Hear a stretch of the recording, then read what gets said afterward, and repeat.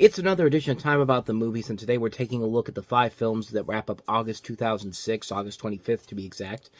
On today's show, we have Mark Wahlberg starring as the Philadelphia Eagles quarterback in a Disney sports movie, the follow-up for the Super Troopers gang, their first movie since The Dukes of Hazzard, Outcast starring in their first big-screen motion picture, beloved children's book comes to life on the big screen with How to Eat Fried Worms, and Alicia Cuthbert and Camilla Bell star in a new psychological thriller. But before we get to those movies, of course, let's talk about the biggest new release of the weekend, which is Mark Wahlberg starring as Vince Papale in Disney's Invincible.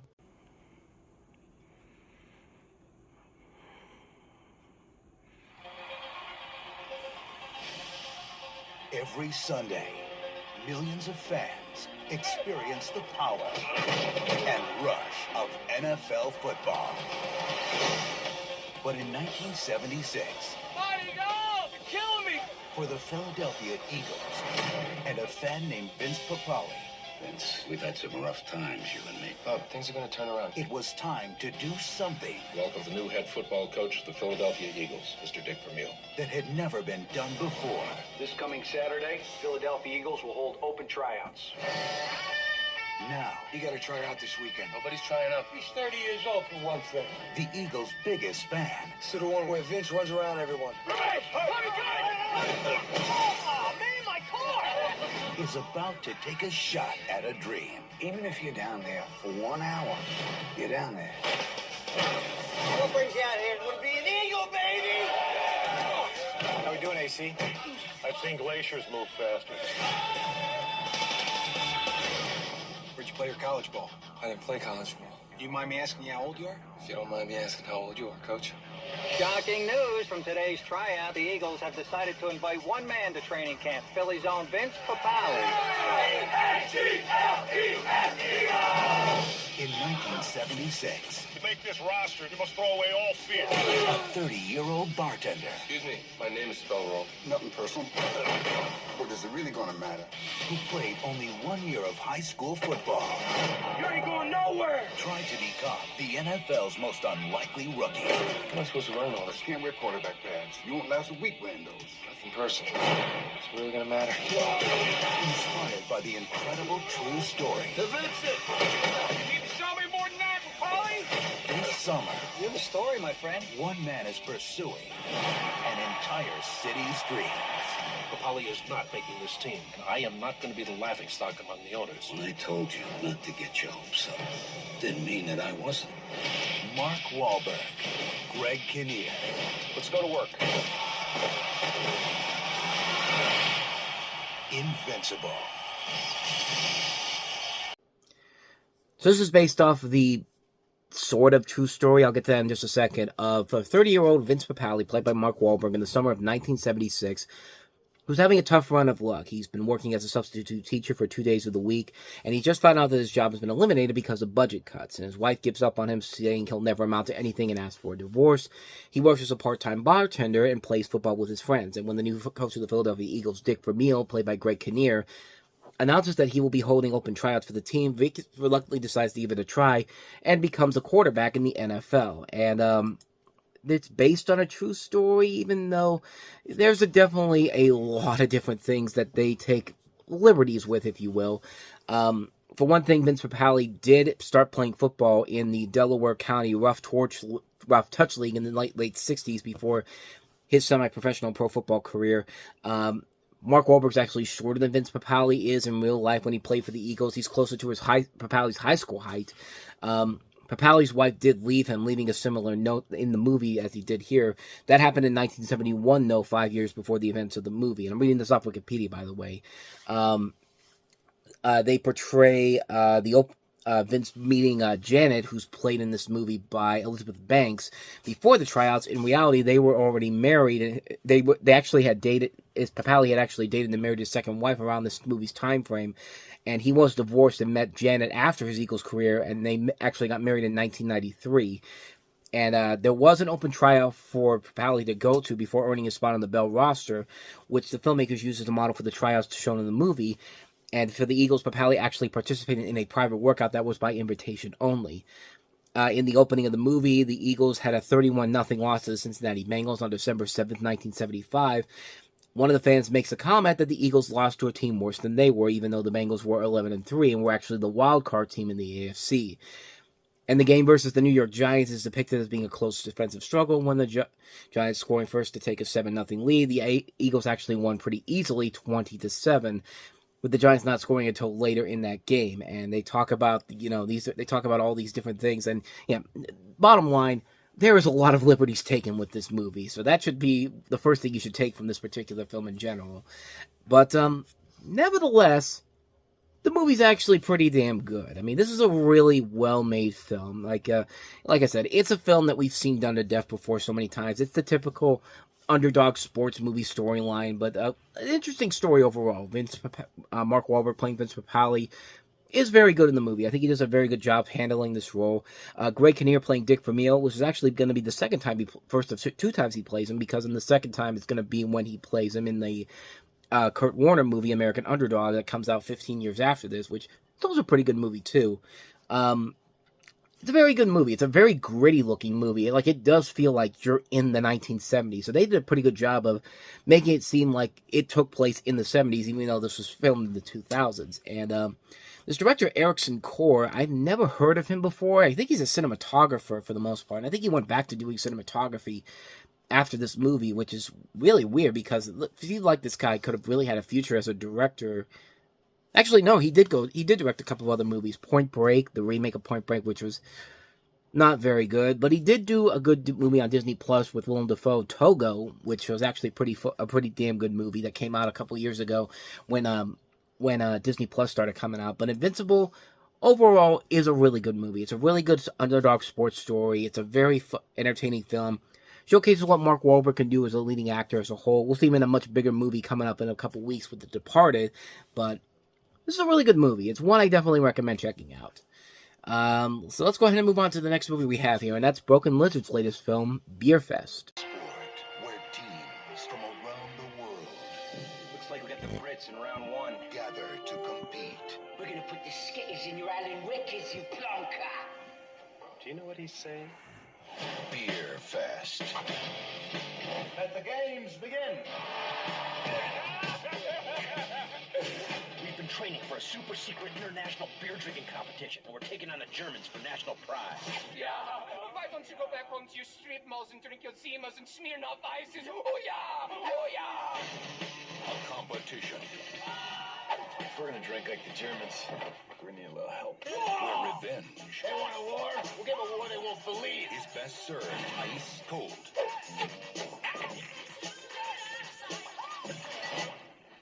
I'm better when I'm drunk. From the geniuses who brought you the phenomenon, Super Troopers. Miss Hops. Miss Barley.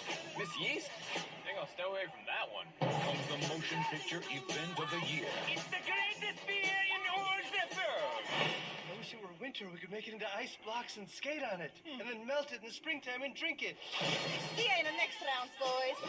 We are going to spank you. A movie that could only be called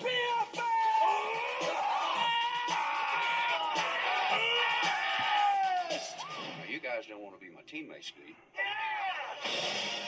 You boys are a team. You must train for Beerfest. Here, eat. I always sleep better when I have a little sausage with me. Ho, ho, ho! Gotta get you out of those wet clothes and into a dry martini. What? I said, how is Martin? Get away from me. You like it rough? I like that. I like that very much. Sweet creamery butter. Beerfest.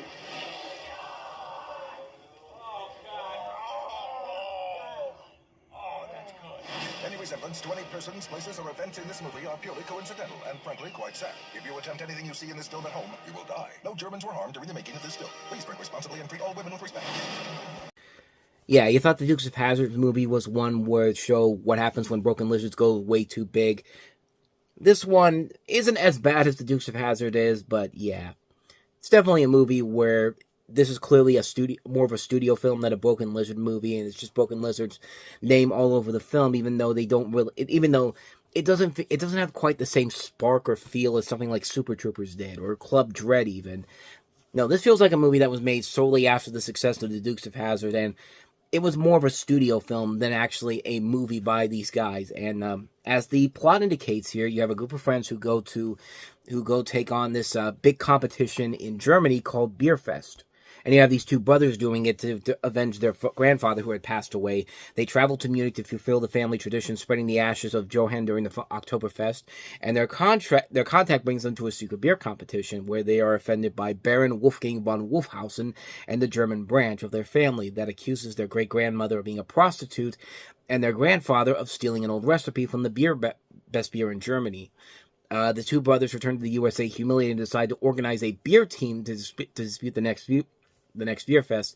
They join 3 other people and train the year to participate in the competition, and of course leads to an epic competition between the underdogs and the champs of the Beerfest. But yeah, you get the idea here, and yeah, we've seen this movie done way too many times before. Dodgeball, I think, pretty much is a lot of the inspiration taken from this movie in general. But this film, I remember seeing it. I was really excited for it because I like the Broken Lizard movies a lot, and yeah, I really didn't enjoy this movie all that much. It wasn't a bad movie per se. Sometimes there would be a good joke here and there, but yeah, it definitely felt like this was a film that was clearly made by the Broken Lizard guys post Dukes of Hazzard, not like the Super Troopers Broken Lizard.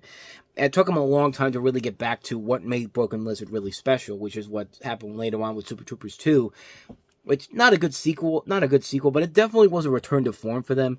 This definitely felt like a film that was a studio stipulated film. Like, this felt like a movie that they were kind of forced into making in general, and Warner Brothers had to come in and basically tell them what to do. At least that's what I got from it, per se. It's a film that doesn't really have a whole lot of great laughs overall to it. You can definitely tell there's much more of a bigger cast involved in here. You got Donald Sutherland, Cloris Leachman, Monique is in here, Will Forte, Nat Faxon, Willie Nelson has the cameo you see in the trailer. Some bigger names in this movie than the usual Broken Lizard film, and it just, I don't know. To me, it wasn't as funny as I think most people were expecting it to be. And yeah, it didn't really work for me. At least in my opinion, it really didn't. And it's kind of a shame because I was really looking forward to it. I thought it was going to be much more funnier, and it just really was not. It was a film that just kind of came and went, and quite frankly, it's not hard to see why. So, unfortunately, a disappointing recommendation for Beerfest. So, if you want to even call that a recommendation. But with that said, let's go ahead and move on to the next movie we have here, and that is Idlewild. And all the men and women merely players. This Friday, from the imagination of Outcast, comes a story about love. Cute piano player. You got a name? Fame. Got songs the whole world need to hear. And murder. You owe me 25 live. I'm trying to pitch and shoot him. Every good show takes an unexpected twist every now and then.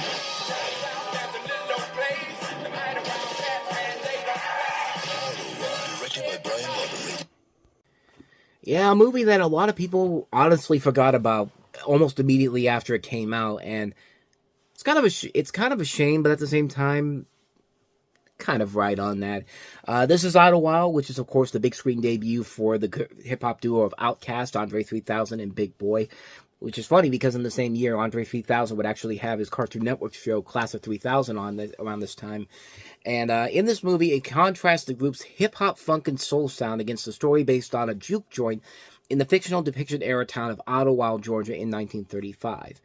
And this is definitely a movie that is very much a style over substance movie. And this is a film that has some pretty incredible visuals. I mean, this movie is very visually pleasing to look at times, and you got a great cast that includes Terrence Howard, Paula Jai Parker, Paula Patton, Cicely Tyson, Ben Vereen, Patti LaBelle, Ving Rhames, Faison Love, Melinda Williams, Macy Gray.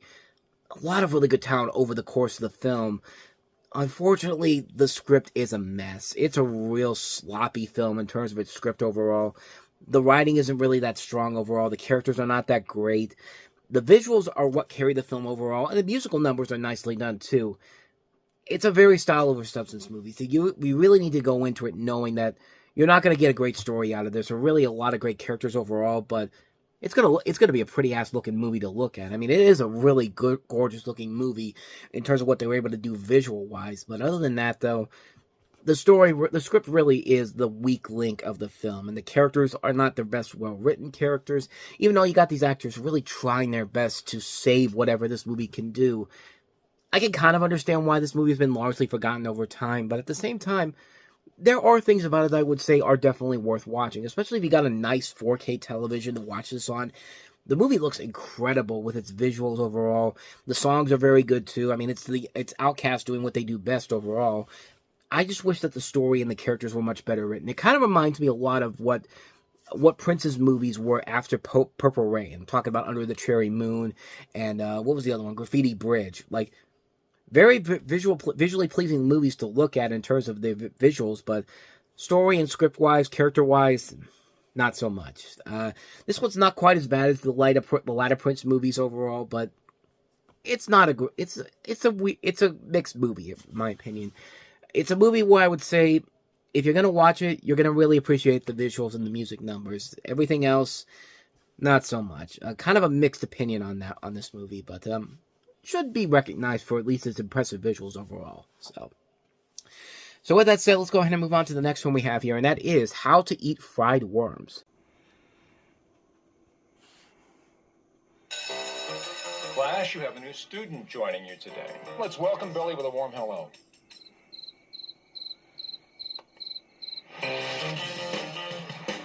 At Billy's new school, the one kid you don't want to mess with is Joe Guire. Joe has a ring called the death ring. If he punches you with it, you die in 8th grade, so nobody can prove it. But what started as a bad day That's your lunch, huh? You eat worms? I eat them all the time. You want to try one? is about to get a lot worse. You couldn't even eat one worm. I can eat 10 easy. That's a lie. You want a bet? Yeah, shake on it. All 10 worms must be eaten by 7 o'clock p.m. And if you throw up, you lose. Is this all because he threw a worm in Joe Guire's face? It was really dumb. I loved it. You loved it? Hallie Kate Eisenberg's probably thinking to herself right now, Pepsi, can I come back and do more commercials as the Pepsi girl? That is, no joke, that's the Pepsi girl, Hallie Kate Eisenberg, in one of her few movies she did after her success as the Pepsi girl in the commercials. But, you know, there are some books out there, some beloved children's books, that probably should have just stayed books overall, because if you're going to try to make a movie version out of it, you really, really need to make it not look as ewy and icky as it possibly could be. And sadly, How to Eat Fried Worms is definitely one of those books that probably should have just stayed as a book overall. So essentially, the plot of the movie is that during the first day of a new high school, a new kid in town squares off against a bully and winds up accepting a dare that could change the balance of power with his class. And the whole bet is that, you know, he can't eat, is like the bully bets that he couldn't eat a lot of worms, and so he basically decides to make a bet and, you know, have to eat them all, and you can't vomit in any way, shape, or form. So I guess it's kind of a fear factor for kids, I guess. But even then, like, it's a movie that's really hard to make as a universally crowd-pleasing kids movie. But this film just comes off as really an icky mess of a movie, and not even a good kind of a mess of a movie. Like, I don't even think the kids who like reading the books overall really want to see this made as a big screen motion picture, and it really doesn't work as a film overall. It has at least a little bit more of a hook than Hoot did, but even then, Hoot has a very bland storyline here. At least in this movie, they're trying to do something different. They're trying to do something that is a little bit more, I guess, adult, if you will, because these kids are eating worms, and they're coming up with all these different ways to, you know, the different ways to eat worms, and it's just, and it sadly alienates the audience of the movie overall, because, yeah, a movie like this isn't going to draw big audiences like the other movies that this company, Walden Media, have done. You know, this is the company that did Holes and Because of Winn-Dixie and you know, much more successful movies overall. And yeah, this one did not do so well, and it's kind of hard not to see why, because it's kind of easy not to see why, to see why it didn't do. Let me rephrase that. It's kind of easy to see why this movie didn't do so well, because, yeah, this is a film that is really, really disgusting, and it's hard to make a movie out of a book like this, because, yeah, how are you supposed to make a movie like this in real life and not make it seem like a film that's alienated towards one specific audience? I mean, you think you have to go the Diary of a Wimpy Kid animated route? Just make them into animated movies, and even then, when you do it that way, it probably still won't be as good, but at least it'll be much more tolerable than a live-action film can be. I guess to the film's credit, it's not bad. It's just uncomfortable to watch at times to see this kid eat all these worms, and it's just like there's nothing appealing about it at all, and it's just like, yeah, I can't really get behind a movie like this, unfortunately. Even if I'm a fan of the books overall, I'd be like, yeah, this is really, really hard to make into a motion picture and try to sell as a live-action motion picture overall, and yeah, this one really fails to do that, unfortunately. So, yeah, a hard pass on How to Eat Fried Worms. So, with all that said, let us move on to the last one we have here, and that is Camilla Bell and Alicia Cuthbert starring in the thriller The Quiet. All I wanted was to be invisible. She lost her hearing when she was 7 after her mom died. The freaks don't even want her. She can't even talk. She's like a dog. Careful, maybe now she can read lips. I think about you sometimes. What you look like naked. The disabled girl you've taken in, she seems very unhappy. She just lost her father. I can't believe my parents took her in. I wanted to give you and your new daughter some time to bond. It's so nice to know that there's someone whose life sucks more than mine. Well, on the one hand, the movie did win me over by the fact that it uses Stem, the song from DJ Shadow, which I've talked about before on the show before. But unfortunately, I think that's just for the trailer only, but because the film itself is not as good as I thought it was going to be. This is directed by Jamie Babbitt, who did But I'm a Cheerleader with Natasha Lyonne back in 1999. Her second film as a director overall, and in this movie it focuses on Camilla Bell, who's a deaf-mute teenage orphan who's sent to live with her godparents. She soon becomes a sounding board for the family members who confess their darkest secrets to her, including the incestuous relationship between her godfather and his teenage daughter, played by Alicia Cuthbert. And it's definitely one of those movies that we talk about some of these movies every once in a while. The movie that's supposed to be like this sleazy, exploitive, psychological thriller that could work if it decided on which direction it wanted to go. Like, this is one of those movies where, you don't know if it wants to be taken seriously or does it want to be a black comedy. Like, it doesn't want to be like Pretty Persuasion from a couple of years ago. And unfortunately, the movie can't decide which direction it really wants to go, and I think that's really the big reason why this film fails miserably right out of the get-go. There's possibilities of what could be done with a story like this, but like I said, it's a movie that really has a hard time figuring out what kind of a story it wants to be and what direction does it want to go to. Does it want to be taken seriously? Does it want to be a black comedy?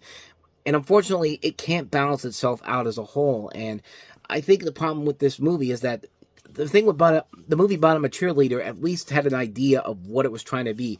It was a black comedy that was very much a satirical black comedy and knew exactly what it was trying to be. But this one, it just feels like they're just crossing way too many pathways of what they're trying to accomplish here.